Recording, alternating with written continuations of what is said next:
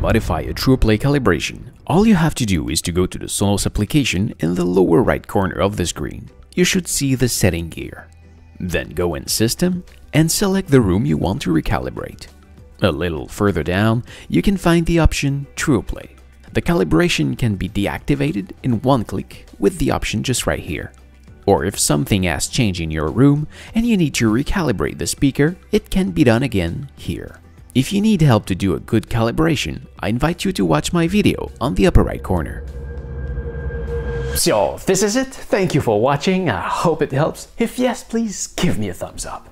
If you want to see my other Sonos tutorial, visit my link in the description or just right here. I have a lot of video on the subject. Also, feel free to leave me a comment down below. Maybe you'll give me an idea for the next video. If you're shopping for a new Sonos device, please see my link in the description. And you should also see my video how to choose the right Sonos device for you just right here. Finally, don't forget to subscribe to my channel so you can find me back easily next time you need help. Take care, and I hope to see you again, maybe on my main channel. See ya!